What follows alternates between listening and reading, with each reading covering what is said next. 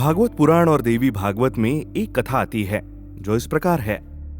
पहले माँ गंगा देवी के रूप में स्वर्ग में भगवान विष्णु के यहाँ निवास करती थी। फिर किसी कारण से उनको धरती पर जल के रूप में एक बहती हुई नदी बनना पड़ा।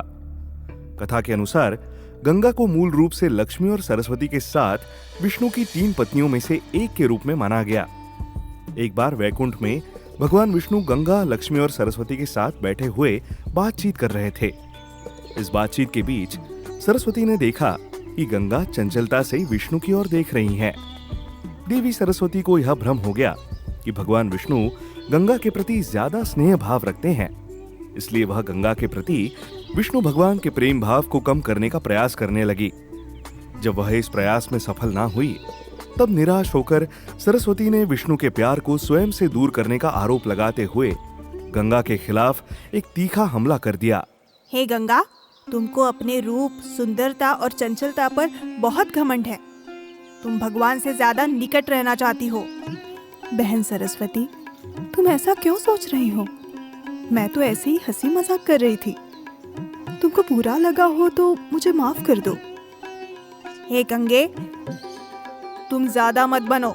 हम सब तुम्हारी चाल समझ रहे हैं। माँ सरस्वती के इस व्यवहार से गंगा को बहुत दुख हुआ और उन्होंने जब भगवान विष्णु से इस विषय में उनकी मदद करने की अपील की, तो भगवान विष्णु ने किसी का साथ ना देकर तटस्थ रहने का निर्णय लिया, क्योंकि वह अपनी तीनों पत्नियों के बीच झगड़े में किसी का पक्ष नहीं लेना चाहते थे। भगवान विष्णु अपनी तीनों पत्नियों को समान रूप से प्यार करते थे, इसलिए जब तीनों में बहस हो रही थी तो विष्णु भगवान अपने रक्षकों के साथ बाहर चले गए।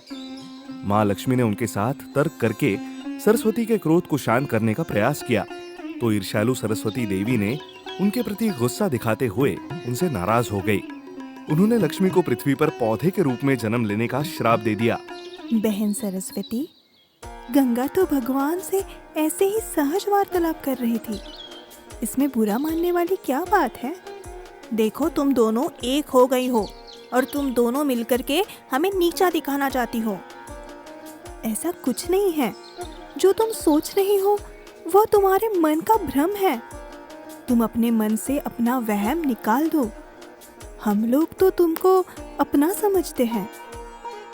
ऐसी चिकनी चुपड़ी बातें मुझसे ना करो। ये तुम्हारा जादू हम पर नहीं चलने वाला। हम तुम्हें श्राप देते हैं कि तुम धरती पर वृक्ष के रूप में जन्म लोगी। देवी सरस्वती के इस तरह माँ लक्ष्मी को श्राप देने से माँ गंगा क्रोधित हो गई, क्योंकि माँ सरस्वती ने माँ लक्ष्मी को अकारण ही श्राप दे दिया था। क्योंकि माँ लक्ष्मी ने गंगा और सरस्वती के झगड़े में माँ गंगा का पक्ष लिया था और उनकी रक्षा की थी। अब गंगा से भी ना रहा गया और उन्होंने माँ सरस्वती को श्राप दिया। देखो बहन सरस्वती, तुमने बहन लक्ष्मी को श्राप दे करके ये अच्छा नहीं किया। क्यों? क्या अच्छा नहीं किया? ये इसी लायक है, इसलिए इनको धरती पर वृक्ष ही हो जाना चाहिए। तुमको क्या लगता है कि श्राप देना तुमको ही आता है? मैं भी तुम्हें श्राप दे सकती हूँ। मैं तुम्हें श्राप देती हूँ कि तुम पृथ्वी पर एक सूखी नदी के रूप में अवतरित होगी। यह सुनकर सरस्वती ने भी गंगा के खिलाफ वही श्राप जारी कर दिया। हे गंगे, तुमने जो श्राप मुझे दिया है वही श्राप मैं तुम्हें देती हूँ। जाओ, तुम भी धरती पर एक नदी के रूप में अवतरित हो जाओ, जिसमें पापी लोग अपने पापों को तुम्हारे पानी से साफ करेंगे। और सुनो गंगा, तुम मृतकों की अस्थियों को ढोने वाले नदी के रूप में पृथ्वी पर बहती रहोगी। विष्णु भगवान जब अपने रक्षकों के साथ वापस लौटे और उनको तीनों देवियों के बीच के झगड़े की पूरी घटना पता चली, तब उनको बड़ा दुख हुआ और उन्होंने यह निश्चय किया कि अब आगे से देवी देवताओं के बीच भविष्य में संघर्ष ना हो। इसलिए संघर्ष को रोकने के लिए विष्णु जी ने लक्ष्मी की शांत वृत्ति, सहनशीलता और उदारता को देखकर केवल उसे ही पत्नी रूप में अपने पास रखना उचित समझा। फिर भगवान विष्णु ने लक्ष्मी को अपनी एकमात्र पत्नी घोषित किया और सरस्वती को ब्रह्मा और गंगा को शिव के पास भेज दिया। वियोग की अवश्यम भावना की स्थिति से व्यथित होकर दोनों ही कातर स्वरों में भगवान विष्णु से शापों से शीघ्र निपटने का उपाय पूछने लगी। तब भगवान विष्णु ने उन्हें बताया कि गंगा तो नदी के रूप में स्वर्ग, भूलोक और पाताल लोक में त्रिपथगा होकर बहेगी और उसका स्थान शिव की जटाओं में भी होगा। अंश रूप में ही वह स्वर्ग में मेरी सन्निधि में रहेगी। सरस्वती प्रधान रूप में पृथ्वी तल पर रहेगी और अंश रूप में मेरे पास रहेगी। और लक्ष्मी को कहा कि वह तुलसी वृक्ष बनकर मेरे शालिग्राम रूप में पत्नीत्व ग्रहण करेगी। लक्ष्मी शालिग्राम स्वरूप से विवाह करके समग्र और स्थायी रूप से मेरा पत्नीत्व ग्रहण करेगी। एक बार देवों और असुरों के बीच युद्ध हुआ था, जिसमें असुरों के मुखिया वृत्रासुर का इंद्र ने महर्षि दधीचि की अस्थियों से वज्र बनाकर वध कर दिया था। उसके बाद वृत्रासुर के सभी साथी समुद्र में छुप गए, जिससे देवता उन्हें खोजने में असमर्थ हो रहे थे। तब देवताओं ने ऋषि अगस्त्य से मदद करने का अनुरोध किया।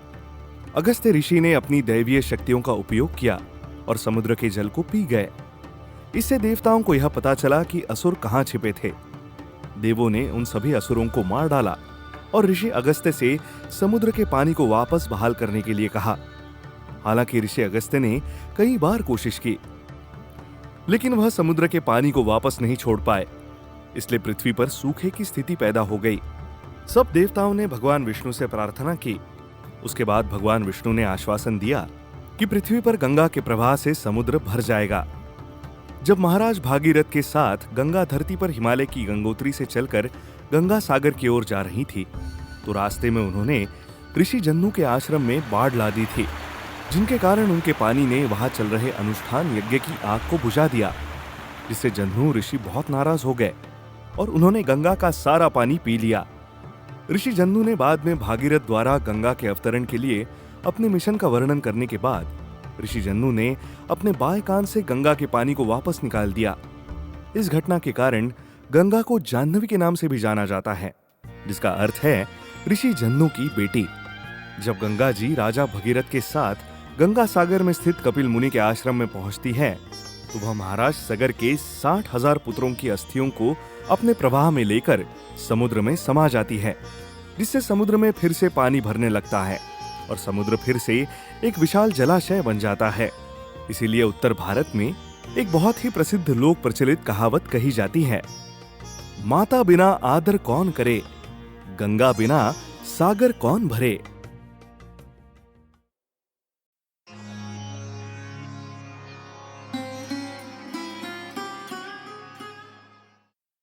महाभारत की कथा के अनुसार देवी गंगा अपने पिता ब्रह्मा के साथ एक बार देवराज इंद्र की सभा में आई थी।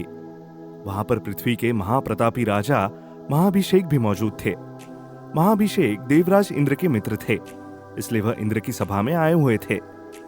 महाभिषेक को देखकर गंगा मोहित हो गई और महाभिषेक भी गंगा को देखकर सुदबुद खो बैठे। इंद्र की सभा में नृत्य चल रहा था, तभी हवा के झोंके से गंगा का आंचल कंधे से गिर गया। सभा में मौजूद सभी देवी देवताओं ने शिष्टाचार के तौर पर अपनी आंखें झुका ली, लेकिन गंगा में खोए महाभिषेक उन्हें एकटक निहारते रह गए और गंगा भी उन्हें देखती रह गई। यह देखकर ब्रह्मा जी क्रोधित हो गए और ब्रह्मा जी महाभिषेक और गंगा दोनों को शाप देते हैं कि आप दोनों लोकलाज और मर्यादा को भूल गए हैं, इसलिए आपको धरती पर जाना होगा और आप दोनों एक दूसरे को पसंद करते हैं, इसलिए वहीं आपका मिलन होगा। ब्रह्मा जी के शाप के कारण गंगा नदी के रूप में धरती पर आई और दूसरी ओर महाभिषेक को अगले जन्म में हस्तिनापुर के राजा शांतनु के रूप में जन्म लेना पड़ा। एक बार शिकार खेलते हुए शांतनु जब गंगा तट पर पहुंचे, तो गंगा मानवी रूप धारण कर शांतनु के पास आई और दोनों में बातचीत शुरू हो गई। हे देवी, आप कौन हैं और इस निर्जन जंगल में अकेले क्या कर रही हैं? हे देव, मैं गंगा हूँ और यहाँ मैं किसी की खोज में घूम रही हूँ। आप कौन हैं और आप यहाँ क्या कर रहे हैं? देवी, मैं हस्तिनापुर नरेश शांतनु हूँ। मैं यहाँ शिकार खेलने के उद्देश्य से आया था। थोड़ा थक गया था तो थोड़ा विश्राम करने के उद्देश्य से यहाँ रुक गया। हे राजन, क्या आप यहाँ रोज आते हैं? नहीं, मैं यहाँ रोज तो नहीं आता हूँ, परंतु मैं शिकार के लिए तो रोज निकलता हूँ। अलग अलग दिशाओं में शिकार के लिए जाता रहता हूँ, लेकिन तुमसे मिलने के बाद अब मेरा मन यहाँ रोज आने का करता है। क्या आप भी रोज यहाँ आती हैं? नहीं, मैं कभी कभी यहाँ आती रहती हूँ। तो फिर क्या हमारी मुलाकात कल भी हो सकती है? हाँ राजन, हम लोग कल भी यहाँ पर मिल सकते हैं। इस प्रकार कुछ दिन तक गंगा और शांतनु की मुलाकातें होती रही। इन्हीं मुलाकातों में दोनों लोगों में प्रेम का अंकुर फूट पड़ा और दोनों लोगों ने एक दूसरे के प्रति अपना आकर्षण प्रकट कर दिया। शांतनु ने गंगा से विवाह का प्रस्ताव रखा तो गंगा ने शांतनु के प्रस्ताव को एक शर्त के साथ स्वीकार करने की बात कही। गंगा ने कहा, हे राजन, आपके साथ विवाह करने के लिए मैं तैयार हूँ, परंतु मेरी एक शर्त है कि मैं जो कुछ भी करूँगी मेरे काम में आप कोई रोक टोक नहीं करेंगे। जिस दिन आप मुझे मेरे काम करने से रोकेंगे मैं उसी दिन आपको छोड़कर चली जाऊंगी। अगर आपको मेरी ये शर्त मंजूर है तो फिर मैं आपके साथ विवाह करने के लिए तैयार हूँ। ठीक है देवी, मुझे आपकी शर्त मंजूर है। आप जो करना चाहें उसके लिए स्वतंत्र हैं। मैं आपके काम में कोई रुकावट नहीं डालूंगा। शांतनु गंगा को हस्तिनापुर अपने राजमहल में ले आए। उनके साथ उनका विधिवत विवाह हुआ और वह लोग सुखपूर्वक रहने लगे। दोनों के विवाह के उपरांत गंगा को प्रथम संतान उत्पन्न हुई। शांतनु की खुशी का कोई ठिकाना नहीं था। उनके वहां राजमहल में खुशियां मनाई जाने लगी। परंतु यह क्या, गंगा ने नवजात शिशु को लेकर नदी की ओर प्रस्थान कर दिया और नवजात शिशु को नदी में प्रवाहित कर दिया। पीछे पीछे शांतनु भी गए, परंतु वह गंगा को अपने वचनों से वचनबद्ध होने के कारण रोक न सके। राजमहल में लौटी खुशियां वापस फिर से गम में बदल गई। माहौल गमगीन हो गया। पूरे राज्य में चर्चा होने लगी। यह कैसी मां है जो जन्म लेते ही अपने बच्चे को नदी में प्रवाहित करने चली गई। इसके बाद गंगा पुनः गर्भवती हुई और दूसरे पुत्र की खुशी में शांतनु अपना राजपाट देख रहे थे कि गंगा ने दूसरे पुत्र को जन्म दिया। महाराज शांतनु ये सोच रहे थे इस बार शायद वह अपने पुत्र का मुंह देख सकेंगे, परंतु यह क्या, गंगा ने पहले की भांति इस पुत्र को भी लेकर नदी में प्रवाहित करने चली गई। पीछे पीछे शांतनु भी गए, परंतु वचनबद्ध होने के कारण पुनः वह गंगा को रोक न सके। इस तरह शांतनु और गंगा की 8 संतानें हुई, जिसमें 7 को गंगा ने अपने हाथों से जल समाधि दे दी। और जब 8वीं संतान को लेकर गंगा नदी के किनारे पहुंची तो शांतनु ने उनका हाथ पकड़कर रोक लिया और पूछा, तुम ये क्या कर रही हो? हमारे 7 पुत्रों को तुमने इस प्रकार से नदी में प्रवाहित कर दिया है। अब 8वें पुत्र को मैं तुम्हें नदी में प्रवाहित करने नहीं दूंगा। राजन, आपने अपने वचन के अनुसार मुझे मेरा काम करने से रोक दिया है, इसलिए अब मैं आपके साथ नहीं रह सकती हूँ। पूर्व जन्म के अनुसार मैं ब्रह्मा जी की पुत्री गंगा और आप महाराज महाभिषक थे जो इंद्र की सभा में अतिथि बनकर बैठे थे। उस समय सभा में नृत्य चल रहा था और हवा के झोंके से मेरा सिर से पल्लू उतर गया, परंतु हम और आप एक दूसरे को इतना गंभीर होकर देखते रहे कि हमें राजसभा की मर्यादा का कोई ख्याल नहीं था। तब परमपिता ब्रह्मा ने हम दोनों को श्राप दिया था कि मृत्यु लोक में जाकर हम विवाह करें। उसी समय 8 वसुओं ने मुझे प्रार्थना की। उनको भी पृथ्वी पर जन्म लेने का अभिशाप मिला है और उन्होंने कहा कि मैं उनको अपने गर्भ से जन्म देकर मुक्त करूं। इसीलिए 7 वसुओं को तो मैंने मुक्त कर दिया है, लेकिन अब लगता है कि इस 8वें वसु का समय पूरा नहीं हुआ, इसीलिए आपने मुझे रोक दिया। वचन के अनुसार अब मैं आपके साथ नहीं रह सकती, परंतु इस बालक को मैं अपने साथ ले जाऊंगी और जैसे ही ये योग्य हो जाएगा मैं आपको वापस कर दूंगी। गंगा ने 8वें पुत्र का नाम देवव्रत रखा और उसका पालन पोषण कर गुरु परशुराम के पास शास्त्र और अस्त्र शस्त्र की विद्या सीखने के लिए भेजा। जब देवव्रत शस्त्र और शास्त्र की विद्या सीखकर पारंगत हो गए, तब एक दिन गंगा ने देवव्रत को लेकर हस्तिनापुर नरेश शांतनु को सौंप दिया। यही देवव्रत आगे चलकर भीष्म कहलाए और उन्होंने महाभारत का युद्ध 11 दिन तक अपने नेतृत्व में लड़ा। 11वें दिन अर्जुन के द्वारा बाणों की शैया पर गिर पड़े। तब गंगा ने आकर के स्वर्गलोक चलने के लिए भीष्म से कहा, तो भीष्म ने मां गंगा से कहा कि अभी मेरा कार्य पूरा नहीं हुआ है। जब तक हस्तिनापुर को मैं सुरक्षित हाथों में ना देख लूं, पिता को दी गई प्रतिज्ञा के अनुसार मैं तब तक प्राण नहीं छोड़ सकता हूं। इसलिए अभी कुछ दिन मुझे और कष्ट भोगने पड़ेंगे। भीष्म पितामह जब भी संकट काल में होते थे तो वह अपनी मां गंगा के पास उसका समाधान पूछने के लिए जाया करते थे। समय समय पर गंगा ने भीष्म पितामह को सावधान किया और यही मार्गदर्शन भी दिया। जब पांडवों को लाक्षागृह में जलाकर मार डालने का प्रयत्न हुआ तो माता गंगा ने ही भीष्म पितामह को यह बताया कि उनके पांडव अभी भी जीवित हैं।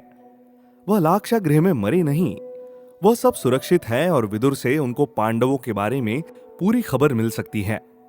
कुरुक्षेत्र के मैदान में शरशैया पर पड़े भीष्म पितामह को गंगा माता ने कई बार आकर के उनको सांत्वना दी और धर्म उपदेश दिया।